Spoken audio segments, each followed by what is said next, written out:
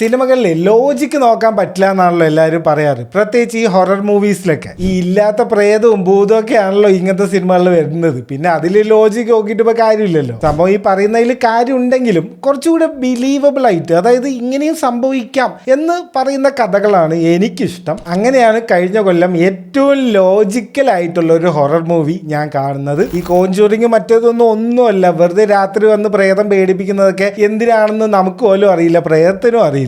എന്നാൽ ഈ സിനിമയിലെ സ്റ്റോറി ഒരു രക്ഷയില്ല എന്ന് എനിക്ക് തോന്നി. ഞാൻ സ്റ്റോറി ഒന്നും പറഞ്ഞ് സ്പോയിൽ ഒന്നും ചെയ്യുന്നില്ല. ജസ്റ്റ് ഒരു കാര്യം മാത്രം പറയാം. ഈ ഡെവിൾ ഉണ്ടല്ലോ, ഈ സേറ്റൻ, ഈ അവരാണല്ലോ പ്രേതമൊക്കെ ആയിട്ട് വരുന്നത്. ഇവരെയൊക്കെ ഒഴിപ്പിക്കാനാണല്ലോ ഈ എക്സോസിസവും ഈ റിലീജിയസ് ആയിട്ടുള്ള കുറെ കാര്യങ്ങളൊക്കെ ചെയ്യുന്നത്. അപ്പൊ ഒരു കോൺസ്പിറസി ആംഗിളിൽ നോക്കുകയാണെങ്കിൽ ശരിക്കും ഈ ഡെവിളും സേറ്റനൊക്കെ ഇല്ലെങ്കിൽ ആരുടെ പണിയായിരിക്കും പോവുക? അതായത് ആൾക്കാർക്ക് ഇപ്പൊ പ്രേതത്തിനൊന്നും പേടിയില്ല, ഈ ഡെവിൾ എന്ന് പറഞ്ഞ സംഭവം ഇല്ല എന്നാണ് എല്ലാവരും വിചാരിച്ചിട്ടുണ്ടെങ്കിൽ ആരുടെ പണിയാണ് പോവുക? എന്താ പറയുന്നതെന്ന് മനസ്സിലായാലും ആയില്ലെങ്കിലും 2024 പുറത്തിറങ്ങിയ ദ ഫസ്റ്റ് ഒമൻ എന്ന് പറഞ്ഞിട്ടുള്ള സിനിമ എന്തായാലും കാണണം. ഇത്രയും ബിലീവബിൾ ആയിട്ട് ഇത്രയും ലോജിക് ഉള്ള ഒരു ഹൊറർ മൂവി ഞാൻ കണ്ടിട്ടില്ല വേറെ. നിങ്ങൾ ആരെയും കണ്ടിട്ടുണ്ടെങ്കിൽ കമന്റ് ചെയ്യൂ, നമുക്ക് നോക്കാം.